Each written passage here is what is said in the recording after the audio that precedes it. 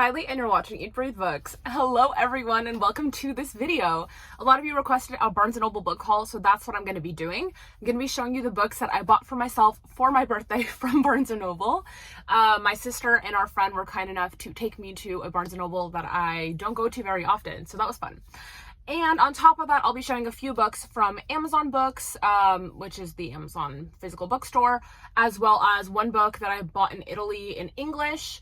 That was not included in my Italy book shopping vlog, link in bio if you haven't checked it out yet. And I'm proud of myself because some of the books that I bought at Barnes & Noble are not ones that I had heard of from anyone. So no book talk, no booktube, no friends, nothing. Really just they caught my eye and I was interested in getting them. So without further ado, let's start with the books that I got from Barnes & Noble. The first book here I actually heard of a while back on the internet.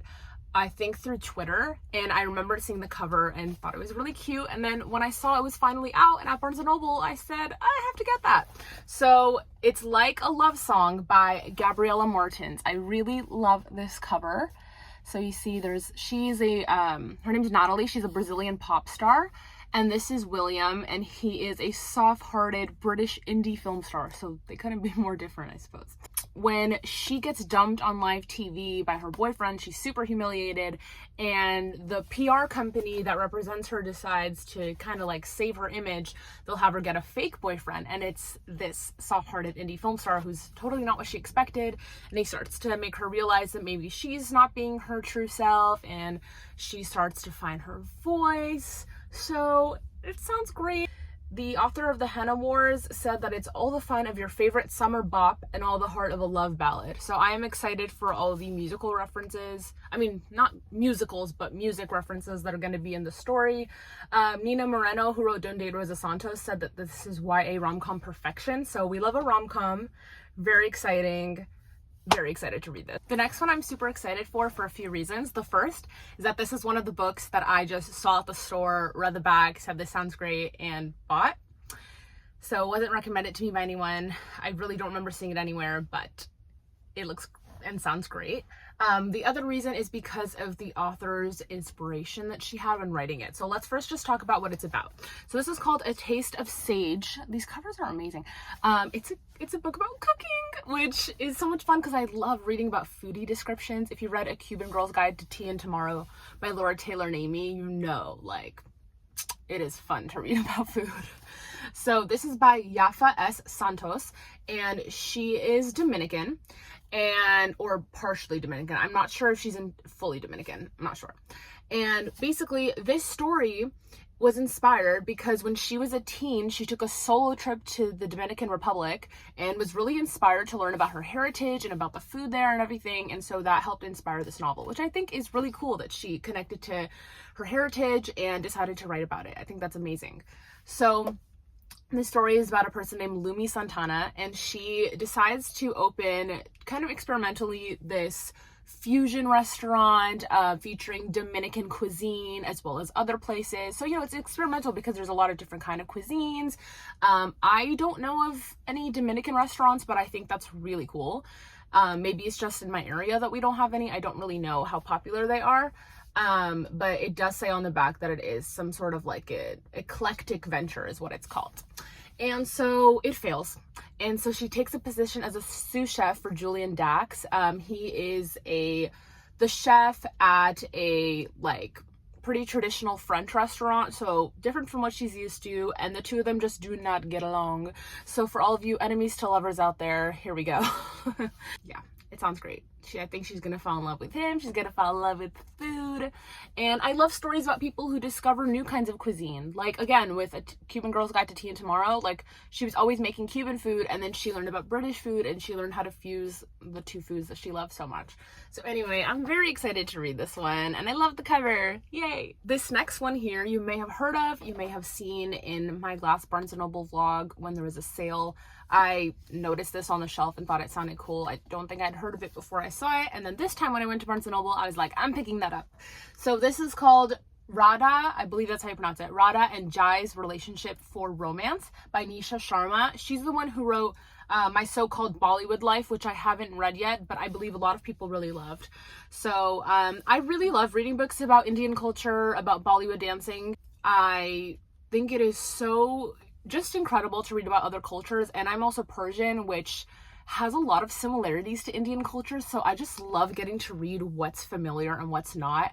I felt the same way when I read Counting Down with You by Tashi Bhuyan, because the protagonist, like her, is Bangladeshi, and so it was cool to see like what's similar in my culture and what's not. So just a lot of fun and really exciting. I love that people are writing about their cultures. So this one is about a girl who is a classically trained Indian dancer, and she's set to become this like big, you know, next big thing and whatnot. And then some sort of family betrayal happens, and she pulls out of dancing, and she doesn't want to perform anymore. And she decides to leave where she lives and go to live where her stage mom lives at the Princeton Academy of Arts, but she wants to leave performing behind. So maybe she's pursuing another type of art. I'm not really sure.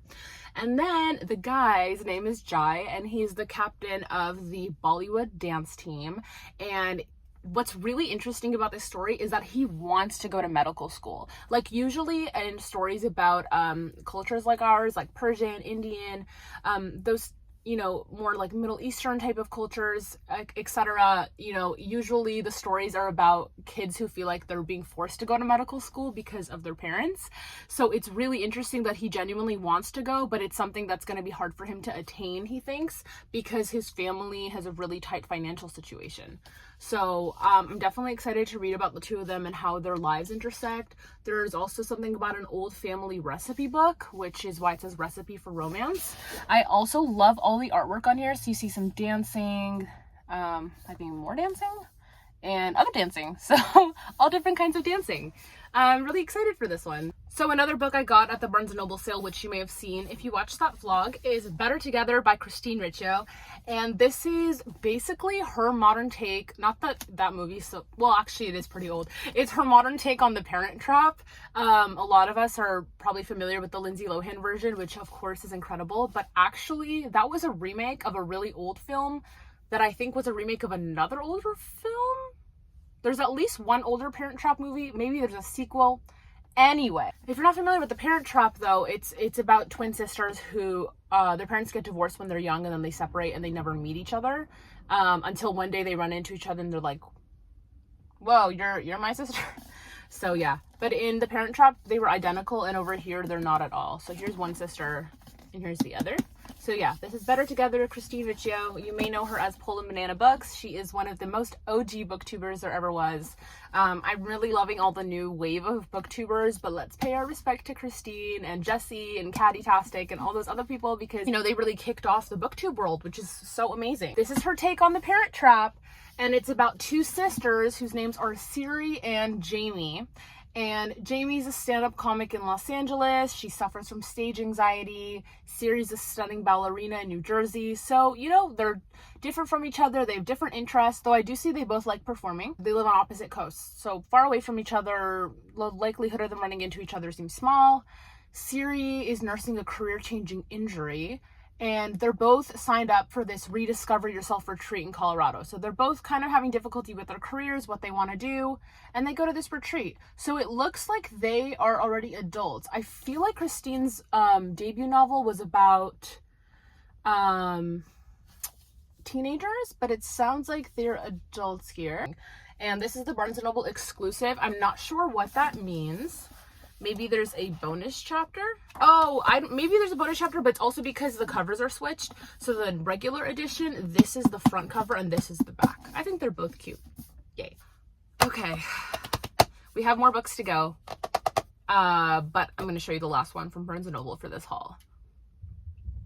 I'm so excited about this. I already started reading it when I got it from the library, but then I gave it back and I got my own copy and it was 50% off. In the Heights, Finding Home by Lin-Manuel Miranda, of course, Chiara Alegria Hudes, I'm sorry if I pronounced that incorrectly, and Jeremy McCarter. This is literally Finding Home. It's literally about the journey of In the Heights, literally from Lin-Manuel Miranda as a college, I believe, sophomore, sitting in his dorm room writing it, to now it being a huge Hollywood film. It's just so exciting. I honestly never knew about the musical when it was only musical, but then I saw the trailer for it. I think now it's 2 years ago, 1 year ago, I don't know, before the pandemic. And I was like, I am so excited. I need to watch this movie. Then I watched the movie when it finally came out because they postponed it. Watched it, loved it. I love the soundtrack. I could do like a 5,000 year long video on how much I live in the hype. There's just so many things I love about it. I love the exploration of culture and heritage. I love getting to see different young people trying to achieve their dreams, the obstacles that are in their way and how they keep pushing through. I love how people try to heal and connect with each other and express their love through dance and song. I love, like, this book has made me continue to appreciate the story even more and more, because it really talks about like all the different musical influences that went into it. You know, like some have rap, some have salsa, the different lyrics and the double meanings behind some of them, you know, just how it came to be. I mean, it's just fascinating. So I'll show you some of the inside because it's really cool. So they have different pictures from like the film set, as well as the onstage, some onstage productions of it. And then there are breakdowns of the lyrics. So this one's Piragua, for example, and like the lyrics are broken down. There's like original artwork in here too. Here's a map of Washington Heights. So yes, I am so excited to keep reading this.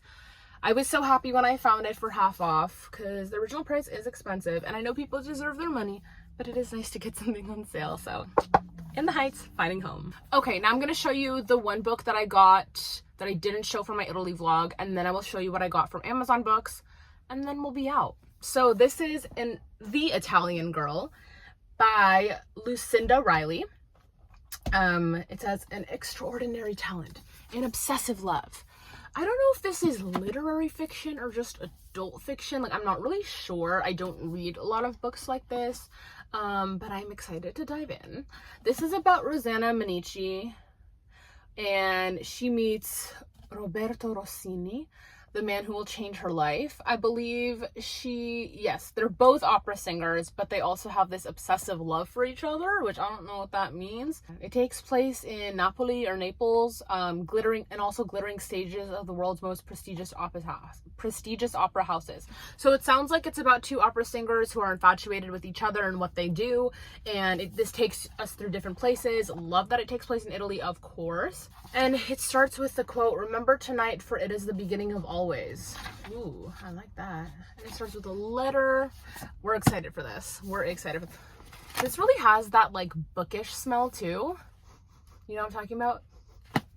By the way, if I'm starting to look sweaty, it's not just because it's hot in this car, it's also because I just came back from baseball practice. The Cullens decided to start their own league in Los Angeles, which is really exciting. Edward's actually living next door to me at the moment with Bella. And Nessie, of course. Love Nessie. So I just came back from baseball practice. It was a lot of fun. Definitely no thunder because we're in Los Angeles, so I'm not really sure why they moved out here, but I'm not really complaining because I do love getting to hang out with them.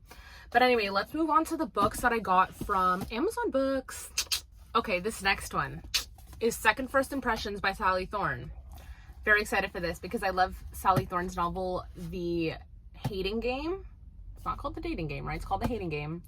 That's the one about the two assistants who are up for a promotion at a publishing company. I love that one. It was full of witty banter. It was so good. She also has a book called 99% Mine, which I've only read part of. And then we have Second First Impressions. Very excited for this. This setting also sounds different from what I'm used to. So it's about a person named Ruthie, and she works at the Providence Retirement Villa. She's been working there for years, you know, caring for older people who are very wealthy and very difficult to work with at times. And then she meets Teddy, who is the son of like the new owner of the villa. And there is this super demanding old couple, and their last name is Parloni, and they've been looking for an assistant for a long time, and like, again, they're difficult to deal with, like who's trying to work for them. So she decides to offer up Teddy as revenge because the day that Teddy met her, he mistook her for an old lady. So sounds like there's some revenge going on, some tea. But of course Teddy surprises her because he's actually like really charming and good at his job. And then Teddy's family plans for the villa are threatening to shatter Ruthie's life, basically, because she's had this routine of like going to work, doing her thing, like her life's stagnant, you know, doesn't really change, and she thinks she's cool with it. But then Teddy's family throws a wrench in what she thought she knew, and things change. So I'm excited to see how she will grow. Looking forward to this. And the other book I got from Amazon Books recently is one that I'm actually reading right now. It's The Dating Plan by Sarah Desai. This is about a young woman named Daisy who works at a company. The company is at risk of going under. It kind of reminds me of The Trouble with Hating You by Sajan Patel, which some of y'all know I loved. I talked about it in my most recent reading wrap-up. Not most recent, I think the one before, not sure. And yeah, but then she runs into Liam, who is this like huge dude who, I don't know what the terminology is, but he basically like has VC, I think. He's a VC. He has basically the money to be able to save companies, and like people want him to save the company she's working at, but the thing is she doesn't like him because he used to be best friends with her brother in high school and like throughout their kid years, and then he was supposed to be her prom date and she was in love with him for years and he stood her up. Obviously he has a good reason for it, but she's not like listening to him right now, and there's just a lot of drama and a lot of tea between the two of them. Definitely an enemies to lovers kind of story, and of course we'll let you know my thoughts whenever I'm finished. But yes, I'm going to end the video now. If you can't tell, it is like super, super hot in this car. I should have cracked open the window. Anyway, thank you all so much for watching this video. I truly, truly appreciate it. I hope that you like this book haul. I hope that you've been liking my vlogs. I did the Barnes & Noble sale one. I did the Italy one. I've got some other hauls and wrap-ups and things like that up too. I have an enemies to lovers book recommendations video, and of course would love to do a part 2 someday when I have enough to put on that list again. If you want to see anything else from me, please let me know. But in the meantime, have a great day or night, and I will talk to you later. Bye!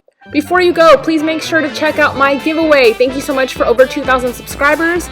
If you want to know how to enter, check out my Italy vlog. The directions are at the end of that video, as well as in the description of that video, as well as this one.